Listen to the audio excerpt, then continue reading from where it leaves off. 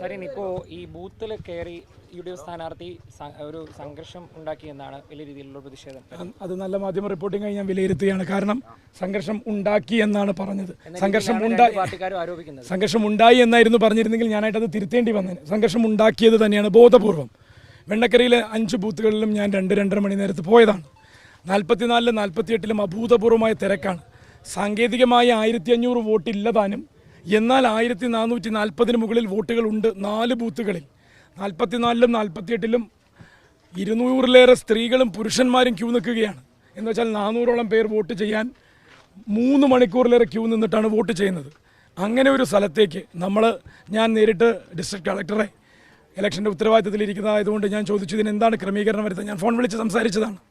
Auxiliary booth election തുടങ്ങിയ ശേഷം വിടാൻ പറ്റില്ല, അഡീഷണൽ ഡ്യൂട്ടിയിൽ ആളുകളെ കൊടുക്കുകയാണ്, അത് ചെയ്തിട്ടുണ്ട്, അതിനപ്പുറം ഒന്നും ചെയ്യാനില്ല എന്നുള്ള മറുപടിയും പറഞ്ഞു. ജനങ്ങളെ അത് ധരിപ്പിച്ച ശേഷം ക്ഷമിക്കണം എന്ന് പറഞ്ഞുകൊണ്ടാണ് ഞാൻ അവിടെ നിന്ന് പോരുന്നത്. ജനങ്ങളപ്പോൾ പറഞ്ഞൊരു കാര്യമുണ്ട്, കഴിഞ്ഞ എല്ലാ തവണയും ഇങ്ങനെയാണ്, പക്ഷേ സാങ്കേതികത്വമാണ് അതിൽ ആരോപിക്കുന്നത്. കാരണം 1500 മുകളിൽ വോട്ടുണ്ടെങ്കിലാണ് ഓക്സിലറി ബൂത്തായിട്ട് അത് മാറുക. എന്നാൽ ഇവിടുത്തെ സംഭവം ഇങ്ങനെയായിരുന്നു. അവിടേക്ക് പ്രകോപനം സൃഷ്ടിക്കുന്നതിന് വേണ്ടി തന്നെ വരികയും അതിനകത്ത് വോട്ട് ചോദിക്കുന്ന രീതിയിലേക്ക് കാര്യങ്ങൾ മാറുകയും ചെയ്തു എന്നാണ് ഞാൻ മനസ്സിലാക്കുന്നത്. ഞാനത് പൂർണ്ണമായും അറിഞ്ഞിട്ട് മാത്രമാണല്ലോ ചെയ്തു എന്ന് പറയാൻ പറ്റുള്ളൂ. അങ്ങനെ ചെയ്തതിനെ അവിടുത്തെ ജനങ്ങൾ സ്വാഭാവികമായും ചോദ്യം ചെയ്യും. ഒന്നാമത് അവിടെ ഇത്രയും ആളുകൾ എപ്പോൾ വോട്ട് ചെയ്ത് തീർക്കാൻ പറ്റുമെന്നറിയാതെ വരി നിൽക്കുകയാണ്. അതിനിടയിൽ 2 മണി തൊട്ട് തന്നെ ഏകദേശം UDFൻ്റെ ഔട്ട് പോസ്റ്റുകൾ 180 ബൂത്തുകളിലെ പകുതിയിലേറെ ഔട്ട് പോസ്റ്റുകളിൽ ആളിരിക്കാനില്ല. UDFകാർക്ക് കാര്യം മനസ്സിലായി, നിർത്തിപ്പോയി പണി. ഇതിൻ്റെ എല്ലാം ചുരുക്ക് തീർക്കുന്നതിന് വേണ്ടി സ്ഥാനാർത്ഥി സ്വയം ഒരു അനുകമ്പ ഉണ്ടാക്കിയെടുക്കാൻ അവസാന മണിക്കൂറുകൾ കാണിച്ച രാഷ്ട്രീയ നാടകമാണ്. പാലക്കാട്ടെ 180 ബൂത്തുകളിൽ സ്ഥാനാർത്ഥിക്ക് കയറാൻ വേണ്ടി ഇത്തരത്തിലൊരു പാസ് ഇഷ്യൂ ചെയ്തിട്ടുണ്ട്. സ്ഥാനാർത്ഥിയുടെ ചീഫ് ഇലക്ഷൻ ഏജന്റിനും ഈ ഒരു പാസ് ഉപയോഗിച്ച് കയറാം. ഇവിടെ സ്ഥാനാർത്ഥിയുടെ കൂടെ പരിവാരങ്ങളാണ് സകല ബൂത്തുകളിലും കയറി ഇറങ്ങിയത്. ഞാൻ സ്ഥാനാർത്ഥിയെ കുറ്റം പറയില്ല. ബൂത്ത് ഏതാ, ബൂത്തിൻ്റെ മേൽവിലേസം ഏതാണെന്ന് അറിയില്ല. 4-5 വണ്ടികളിൽ ഇങ്ങനെ ചീറിപ്പാഞ്ഞ് വരും, വണ്ടി നിർത്തും, കന്നഡ സിനിമ സ്റ്റൈലിൽ വന്നിറങ്ങും, എല്ലാവരും കൂടി ഇടിച്ചു കയറും. വോട്ട് ചോദിക്കുമ്പോൾ അത് ചെയ്യാം. ഒരാൾക്കൂട്ടത്തെ സൃഷ്ടിക്കുന്നതിന് വേണ്ടി വോട്ട് ചോദിക്കുന്നതിന് ആ ഗിമ്മിക്കൊക്കെ വർക്കൗട്ടാവും. ഇത് പക്ഷേ ആർക്ക് കയറാം ആർക്ക് കയറാൻ പറ്റില്ല എന്നുള്ള നിയമമുള്ള ഇടങ്ങളാണ്. അവിടെയാണ് ഇത്തരത്തിൽ ആളുകളെ, പരിവാരങ്ങളെ, അതാണ് ഉപയോഗിക്കേണ്ട വാക്ക്, കൂട്ടി കഴിഞ്ഞ മണിക്കൂറുകളിൽ മുഴുവൻ ബൂത്ത് സന്ദർശനം എന്നുള്ള പേര് നടന്നത്. അവിടെ പറയുന്നത് താങ്കളും NDA സ്ഥാനാർത്ഥിയുമൊക്കെ രാവിലെ തൊട്ട് നിരവധി ബൂത്തുകൾ കയറുന്നുണ്ട്. ഒറ്റയ്ക്കാണ് കയറുന്നത്. ഞാൻ വെല്ലുവിളിക്കുന്നു, എൻ്റെ കൂടെ കയറിയ വേറൊരാളെ കാണിച്ചു തരാൻ. ആ ബൂത്തിലൊരു വോട്ടർ എൻ്റെ കൂടെ എന്തെങ്കിലും ഒരു സഹായത്തിന് വന്നാൽ വന്നു, ഞാൻ അവരോടും വരണ്ടെന്നാ പറയാ. എൻ്റെ അവകാശം മാത്രമാണല്ലോ ഈ മഞ്ഞ കടലാസിൽ എനിക്ക് തന്നിരിക്കുന്നത്. അതല്ലേ ഞാൻ വിനിയോഗിക്കാൻ പാടുള്ളൂ. മറ്റേതെങ്കിലും തരത്തിൽ അത് വിനിയോഗിക്കപ്പെട്ടാൽ അത് ജനാധിപത്യ ലംഘനമാവും. ഞാൻ എല്ലാ ബൂത്തിലും കയറിയ ആളാണ്. 150-ലേറെ ബൂത്തുകളിൽ കയറിയ ഒരാളാണ്. അവിടെയൊക്കെ ഞാൻ കാണിച്ച മാന്യതയും മര്യാദയും എന്താണ് ജനാധിപത്യ പ്രക്രിയയിൽ തെരഞ്ഞെടുപ്പിൽ പുലർത്തേണ്ടതെന്ന് അറിഞ്ഞുകൊണ്ട് തന്നെയാണ്.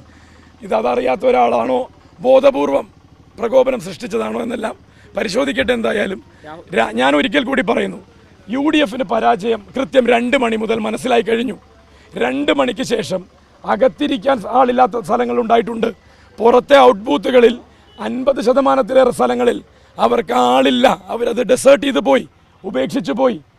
തോൽവി മനസ്സിലാക്കിയ UDF അതിനെ മറികടക്കാൻ, സഹതാപം വർക്കൗട്ട് ചെയ്യാൻ 2 ബാൻഡേഡും ഒരു സ്ലിംഗ് ഔട്ട് വന്നു കഴിഞ്ഞാൽ എന്നെ തല്ലി, എന്നെ മുറിവേൽപ്പിച്ചു എന്നൊക്കെ പറഞ്ഞ് 4 വോട്ട് കിട്ടും എന്നാണ് വിചാരിച്ചതെങ്കിൽ ഇത് പാലക്കാടാണ്. പാലക്കാടിന് ജനാധിപത്യ ബോധമുണ്ട്, മര്യാദയുണ്ട്. അത് ലംഘിക്കുന്നവരെ പാലക്കാട് നിയമത്തിൻ്റെ ഉള്ളിൽ നിന്ന് ചോദ്യം ചെയ്തിട്ടുണ്ടാവും. പ്രവർത്തകരായിരിക്കാം അവിടെ ചോദ്യം ചെയ്തത്. അത് സംഘർഷാവസ്ഥയിലേക്ക് പോയി എന്നാണ് ഞാൻ മനസ്സിലാക്കുന്നത്. ഇപ്പോൾ കാര്യങ്ങൾ ശാന്തമായി. അവിടെ കോൺഗ്രസിന്റെ സ്ട്രോങ് ഹോൾഡ് ആയ ഒരു സ്ഥലമാണ്. അവിടെ അവസാന നിമിഷം 2 പാർട്ടികളും ബോധപൂർവ്വ സംഘർഷം ഉണ്ടാക്കുക. കോൺഗ്രസിന്റെ സ്ട്രോങ് ഹോൾഡ് പാലക്കാട് അവസാനിക്കാൻ പോവുകയാണ്. ദയവ് ചെയ്ത് ഈ ഗതികെട്ട റിപ്പോർട്ടിംഗ് ഇനി നിങ്ങൾ നടത്തരുത്. 23-ാം തീയതി വരെ കാത്തിരിക്കുക.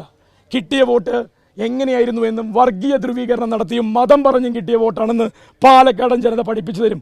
ഇവിടെ പക്ഷങ്ങളില്ല, ന്യൂനപക്ഷങ്ങളില്ല, ഭൂരിപക്ഷങ്ങളില്ല, ഒറ്റ പക്ഷമേ ഉള്ളൂ, ജനാധിപത്യ പക്ഷമാണെന്ന് പാലക്കാട് കേരളത്തിന് മാതൃക കാണിക്കും.